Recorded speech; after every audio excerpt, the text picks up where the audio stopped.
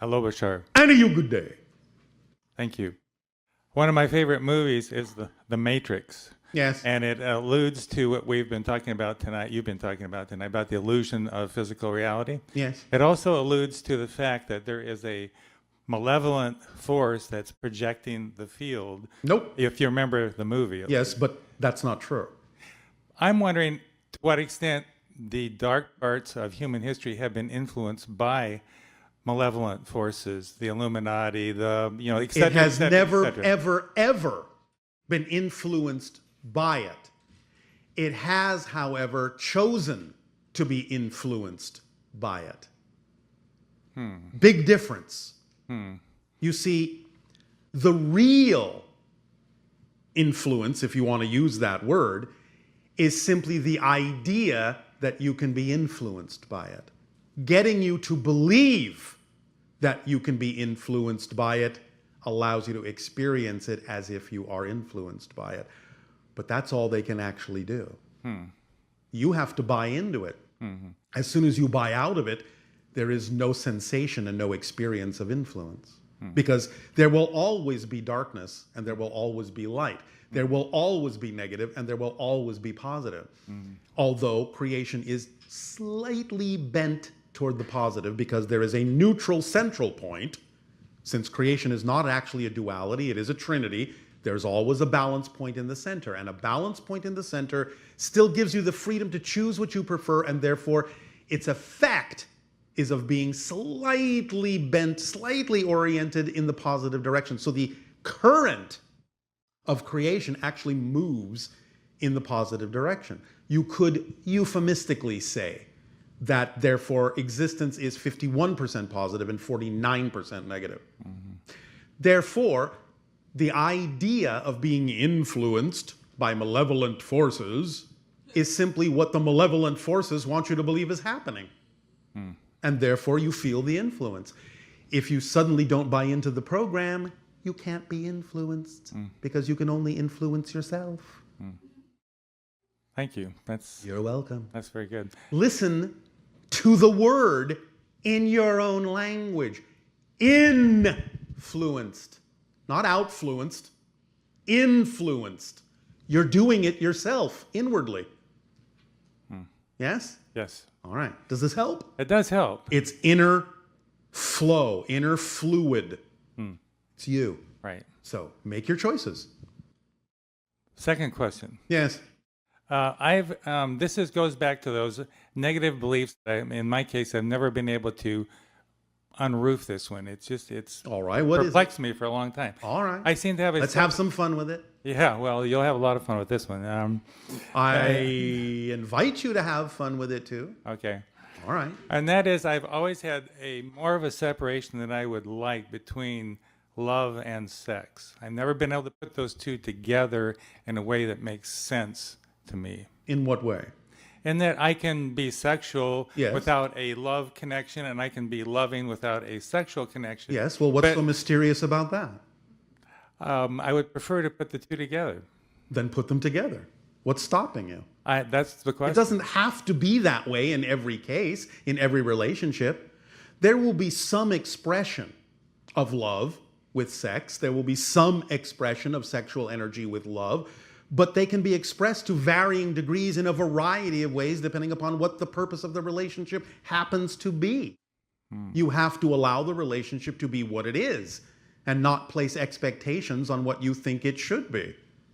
Then those relationships that are representative of the ability to experience both will simply naturally evolve, naturally happen, naturally come through synchronicity if it's relevant for you to experience that in your life.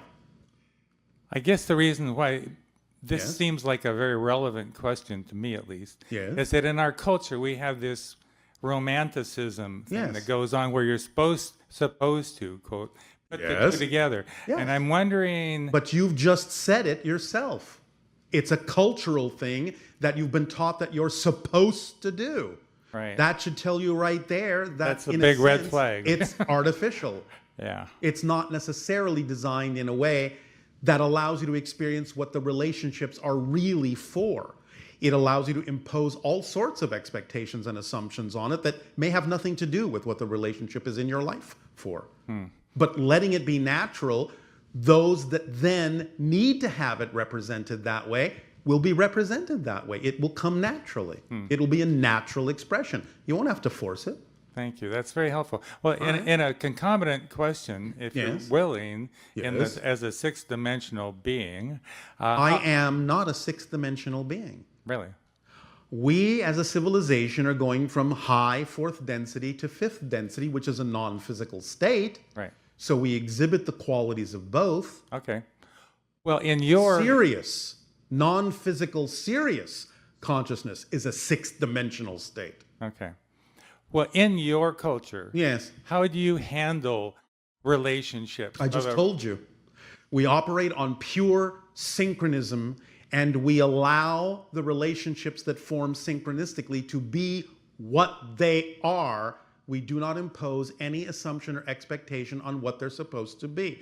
We may not even necessarily know, ultimately, what they were for in our lives until the end of our lives. Then we can look back and go, oh, that's what that was for. We impose absolutely nothing on them. We respond to them as they are in the moment. We let them be what they are, and then they show us what they're there for, most of the time. Sounds like a lot of freedom. It is. Thank you. You're welcome.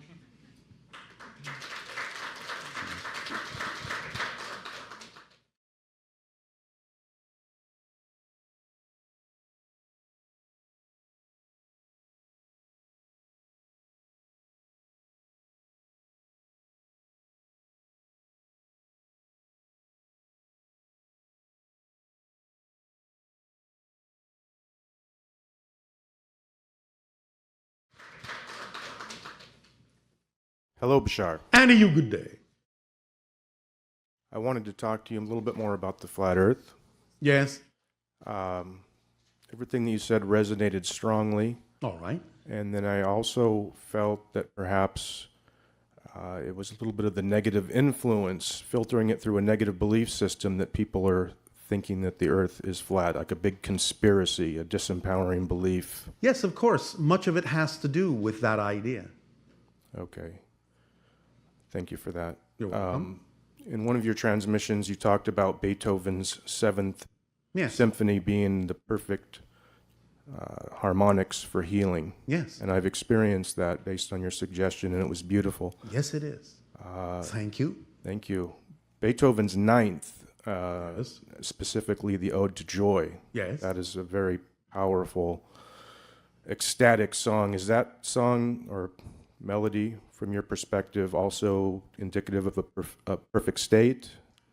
Well, it depends on what you mean by a perfect state. It's certainly a specific state that can certainly represent, as you yourself expressed it, the ability to align more readily as a permission slip with the expression of joy.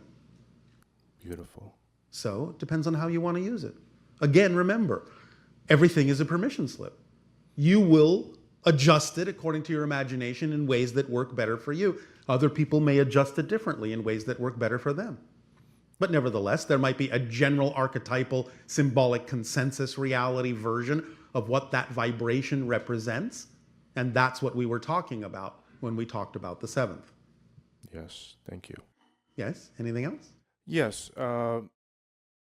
My wife works with a Amazonian frog secretion. Oh, how exciting. Yes, that the indigenous cultures, the tribal cultures use in South America. Yes. That creates a tremendous purge. Yes. The secretion is put into the lymphatic system. Yes. And the indigenous cultures have noticed that they can change their, quote, luck or bad luck with it.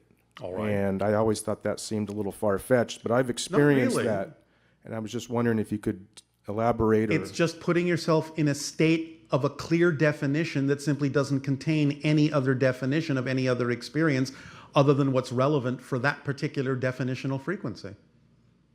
That's another way of saying luck. Does that help? It does. Yes. All right. And then lastly, I just had a question. In our culture, rock stars. They seem to have short lives or tragic endings, and that seems Well, not always. not always, but they're beyond the statistical probability. I was just wondering what Yes. causes that, or why Well, that it is. can be a number of different things depending upon that particular individual.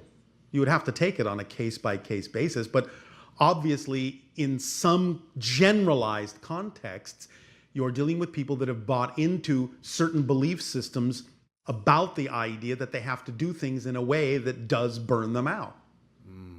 But you don't have to think of it that way. The ones that last are the ones that don't think of it that way. Right. Some people don't necessarily want that to go on for very long. It's just that sometimes they may not necessarily have been taught the tools to transform it positively. They may not know that there might be positive ways to transform what they're doing in another direction.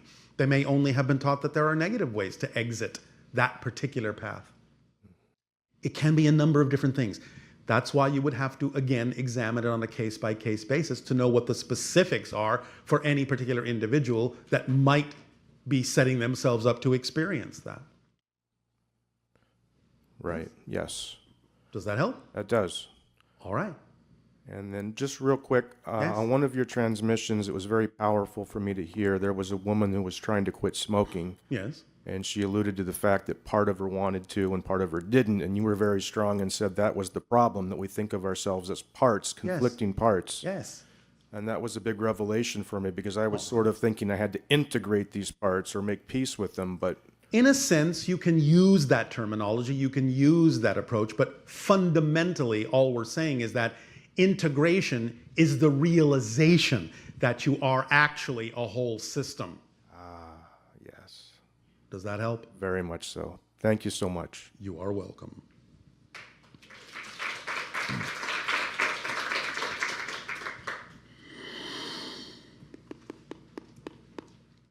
Good evening, Bashar. And you good day. I have a question about Adam and Eve. Yes. And Adama yes, and Eva, Eva. the male line, the female line of the first humans created by the Anunnaki. Yes. Yes. So can you clarify or give me the actual story about the Garden of Eden, the Yes. tree of knowledge, the snake and the apple and all of that?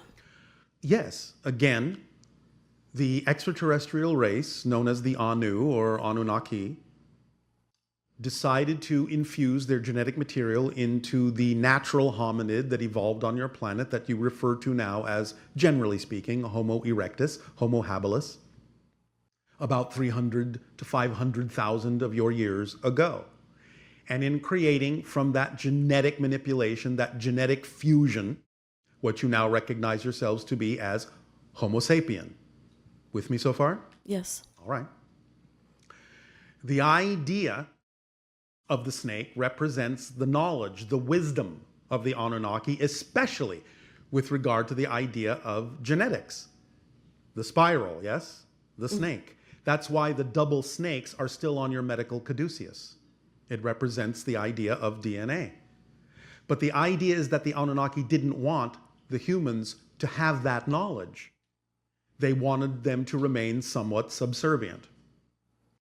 Therefore, the idea of eating of the knowledge, yes, Yes. would be something that would be forbidden. Now, in terms of the general Garden of Eden, there were actually many spots on your planets where the Anunnaki had these genetic laboratories, but one of the main ones was in what you call the area of the Middle East. In that area near the Euphrates River, yes? And therefore that was considered the original garden. Eden is simply the name that they gave to that particular base. You follow? Yes, no? Oh, that Am I particular losing area. you? Okay. Yes, that particular area. Okay. Eden in their language. Yes? Eden. Eden. So the idea eventually is that the majority of Anunnaki who had not come to the planet recognized what the Anunnaki who did come to your planet had done. It was actually against their laws for them to have done that. And so eventually the Anunnaki that came to your world were recalled. And then it was understood that now that they had created the humans, they had to be guided to some degree. And so now and then, the Anunnaki came, but the humans still had a lot of genetic markers turned off. Some of the Anunnaki then became their guides, became their tutors, helped them to grow over time. But at a certain point, they had to let them grow on their own. They had to see what they would do with the information they were given by different sources from off your world. And because of the way that was initiated to begin with, it's why the early humans considered the Anunnaki gods. And it is because of that relationship that was created that you actually have religion on your planet today. Otherwise, you wouldn't have. You understand? Yes. The very we would see idea- ourselves as God. You would instead see of yourselves other as than. God. You would have a direct spiritual connection to creation. You wouldn't need intermediaries. You wouldn't think that anyone was better than you, greater than you, over you, or anything like that. You understand? Got it. And all of the so-called commandments and laws and rules are all very limited interpretations of the true underpinning knowledge that was given, but was misinterpreted because, again, humans at the time didn't necessarily have the genetic capacity to fully understand, but the guides knew it would take time, as it has taken many thousands of years, to get to this point where you finally are remembering, finally opening up those genetic markers, finally expanding your consciousness to the degree that you can finally acknowledge that you are aspects of all that is. And that's why these conversations are now capable of happening, because you have reached a level where your vibrational state is compatible enough with the delivery of this information that we and others are allowed to do it. It's now something that can serve you and not just confuse you, although obviously there is still a lot of misinterpretation that happens based on some of the information that we and others have shared with all of you. But you're getting over it. Yes? Yes. Is this helping? Yeah, so you said our markers open up over time. Is Yes. it like a certain point where all the markers will be open? Eventually, yes. Okay. And that's why we give you the basic formula, because that's what's going to open the markers in the easiest possible way, the strongest possible way. Act on your passion. It's the highest frequency you can experience. And it's that high frequency that you raise your vibration, you make yourself a more sensitive antenna, and things come into alignment. Markers open. You start receiving more. You start perceiving more. You start understanding more. You start seeing in different ways. Your perspective changes. And then you accelerate from there. So following the formula is the strongest, simplest tool we can share with you to help activate those markers in the most positive way. Okay. Thank you. And Yes? so another question. I was in the snow this last winter, All right. and I was driving and hiking in the snow, and I was following some wolf tracks. Yes. And next to them were some really unusual looking tracks. Yes. And they went up to a small hillside and over a fence, and they stopped about 1.5 feet before the fence, and they started again another 1.5 feet above the fence. There's no human Yes. that can jump in 8 inches of snow, like up over a fence, Well, not yet. uphill. Not yet. But the idea is that in the form it was in, you're right. It wasn't what you would consider to be exactly human. It was a shapeshifter walking with the wolf. What shapeshifter? What shapeshifter? Yes. I don't have a name for you. All I can do is sense that it was shapeshifter energy. Something you might recognize as shamanic, as an individual who has the capacity, has learned the capacity. Oh, Of so it was an shapeshifting? actual individual Yes. that did that. Yes. Why was I able to perceive? Why were you able to perceive the footprints? What are you asking? Okay, so if a shapeshifter is shape-shifting, Yes. wouldn't I need to be in a certain vibration to perceive the shapeshift? But you didn't perceive the shapeshift. You perceived the remnants of the tracks. Isn't that correct? Isn't that what you Yes. said? You just perceived the footprints. Yes? Yes. Well, those are marks left in your reality. Why wouldn't you perceive those? So how far does this shape-shifting thing go? What does that mean? How is this? How does it work? Yeah. All right. Understand that it involves not the idea necessarily of the rearrangement of actual molecules in a body. That's not what happens. Shapeshifter is the third level of the 5 levels of mastery that Willa Hilla-Chrissing has described to you all. It starts with cryptic, goes into nocturnal, goes into shapeshifter, goes into sage, goes into wraith, the 5 levels of mastery. The idea is that shapeshifters have gotten to a point where they're so connected to other parallel reality versions of themselves that they can actually shift in a way that allows them to express that parallel reality version of themselves so strongly that they can actually allow you, if you were to actually see them change their shape, actually allow you to share the vibration of that parallel reality enough that you would actually see them in a different form. It's like they get you to peer into the parallel reality where they have a different form. They start becoming literally tunnels into parallel realities. That's what shape-shifting is. It has nothing to do with this actually changing your molecules. Does that make sense to you? Do you understand this description? Yeah, I'm just curious about who it was. Who was that? Well, there are such people on your planet. They're rare. And again, as I said, many of them actually are recognized as indigenous shamans.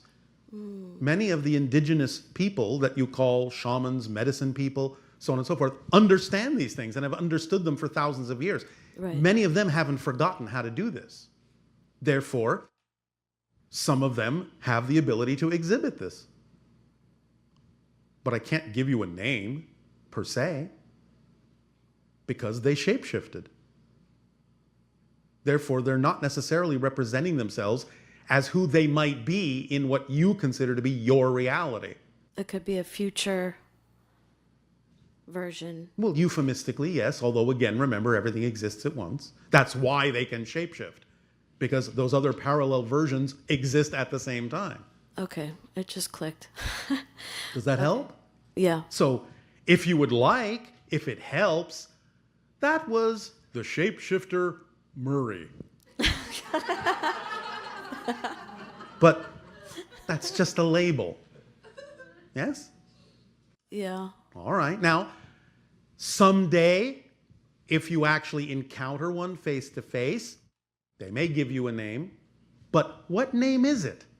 Well, The how would I name of know? the one that they are on your world? The name of who they are on another parallel plane? And how do you know which one you're actually meeting? Right. Yes? Right. So, Is there like a understand. shapeshifter code, like a special handshake or something? Well, I will tell you this, and this is information that came from Willa. Because shapeshifters can take or appear to take many different forms, in their naming, they tend to be singly named. They'll choose one name and one name only. For example, in Willa's reality, there is a shapeshifter called Variabilis. That's not who you encountered, but that's the name. That's it. It's more of a recognition of what that being is. Shapeshifters tend to take single names because they have so many personas. And therefore, it would simply be too confusing to have names for all of them. So it's more like Variabilis as this, Variabilis as that. This Variabilis, Variabilis A, Variabilis B, Variabilis C, Variabilis Prime. Yeah. Got They it. don't really lock into the name so much because that's not what they're about. Does that help? Yes. Yes. Last one. I was on the ocean and I was Yes. listening to your meditations Yes. with the whales, Yes. and I started sensing different breaths, Yes. like a really long, deep breath and a little short breath and Yes. all these different breaths, and they're all coming around my chest, around my heart. Yes. and I was sensing all of them, and they're really close, and it Yes. felt loving. Yes. And then all of a sudden, they all synced up. We all synced up together, and we're all one in one breath. All right. Well, congratulations. What was that? You're not going to ask me that, are you? Really? Didn't you actually tell me what it was already? What was the meditation about? The whales? There you go. You're experiencing their breath, their heartbeats. Oh, You're synchronizing with them. nice. Wasn't that obvious? Well, some of them really short breaths, so I like Yes. bird breaths, so I didn't Yes, know. But that's an interim state. Whales, dolphins, they have different levels of breathing within them. This is something that some of your scientists don't know about yet, but you found out. There are different levels to their breath for different reasons and different applications that allow them to do what they do in living in the ocean. It's not just the way you breathe. It's very different. And you found that out. So congratulations. Okay. And then, well, in that same meditation, I had a golden dragon come up to my side with a couple of jewels on it and a golden staff Yes. That's another with the story. ruber. What? That's another story. You're not going to tell me about you can't help me with my golden suit? That's another story. Really? Really?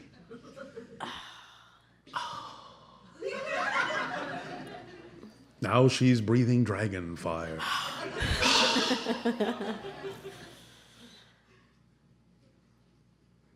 You'll Okay. want this story at another time. It'll be more juicy, huh? Trust me. Trust yourself. Okay. Remember, you're participating in the timing here. Synchronicity. Trust Okay. it. All right. Thank All right. you. You're welcome.